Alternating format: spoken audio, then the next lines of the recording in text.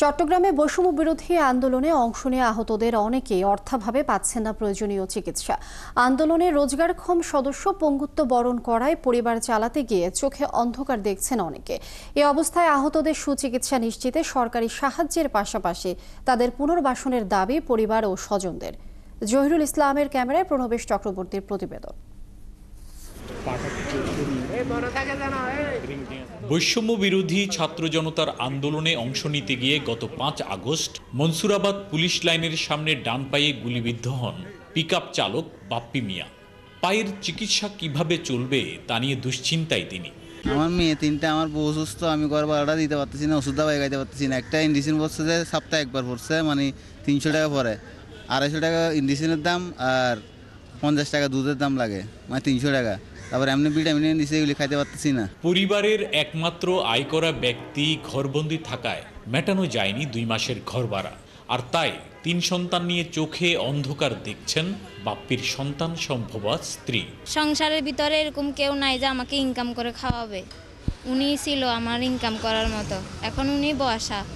ছাত্র ভাইয়েরা আমাদেরকে অনেক সাহায্য করছে, ওনাদের উসুল্লা আমরা এতদিন চলছি, এখন ওনারাও আর পারতেছে না।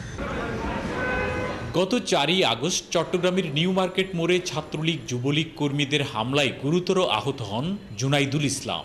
তাকে মৃত ভেবে মর্গে নিয়ে যাওয়া হলেও বেঁচে ফেরেন তিনি। পায়ে আমার মূলত আমার যেটা গোড়ালি আছে, গোড়ালিটা মানে ফল ড্যামেজের কারণে রডের বাড়িগুলো পড়ার কারণে মানে ওটা ফুলি ব্রেক হয়ে গেছে। ব্রেকিং হওয়ার কারণে মানে এখন বসতে পারতেছে না, আর এটা একটা ম্যাসিভ টাইম লাগবে বলছে ডাক্তার। পরিবারকে সহযোগিতা করতে কাপড়ের দোকানে চাকরি করতেন জুনায়েদ, কিন্তু এখন রোজগার বন্ধ হয়ে যাওয়ায় কয়েক মাসের ঘর ভাড়া বাকি। সুচিকিৎসার জন্য জুনায়েদকে বাইরে নেওয়ার দাবি তার মায়ের। এখন আমার সন্তানকে আমি চাই সরকারের কাছ থেকে আমি সুচিকিৎসার ব্যবস্থা করে দেব। বাইরে দরকার হলে ফাটক, আমার ছেলে এখানে বাড়ালে দেশের বাইরে ফাটক।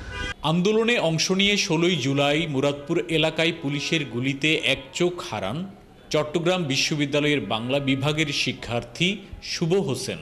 এখন নষ্টের পথে অন্য চোখটিও। কয়েকটা শব্দ হলো ঠুস ঠুস, যে গুলি করছে আর কি, গুলির শব্দ হলো। তো আমি এভাবে তাকানোর সাথে সাথে চিত হয়ে পড়ে গেলাম, আমার চোখে কিছু একটা বিদ্ধ হলো। তো ওই অবস্থার মানুষ আমি যখন চিত হয়ে পড়ে গেলাম, তারপর উঠে বসলাম, আল্লাহ আমি চোখে দেখি না। তো আমি চোখকে এভাবে করে দিলাম, মানে হয়তোবা চোখের উপরে কিছু একটা পড়ছে, যে এভাবে হাত দিয়ে করলে পরিষ্কার হয়ে যাবে, কিন্তু এতটাই জোরে দিলাম দেখতেছি না। আবার জোরে দেওয়ার পরে লাশে কিছু একটা আমার হাতে চলে আসলো। তখন আমি বুঝে গেছি আমার চোখে কোনো কিছু পড়ে না, ডিরেক্টলি হয় গ্রেনেড বা না হয় বুলেট ঢুকে গেছে ভিতরে। আশ্বাস নয়, সরকার আহতদের চিকিৎসার পাশাপাশি তাদের পুনর্বাসনের ব্যবস্থা করবে, এমন দাবি জানান শুভ। জেলা প্রশাসন বলছে আন্দোলনে যারা আহত হয়েছেন তাদের পূর্ণাঙ্গ তালিকা করে পুনর্বাসনের ব্যবস্থা নেওয়া হবে। প্রণবেশ চক্রবর্তী, 71, চট্টগ্রাম।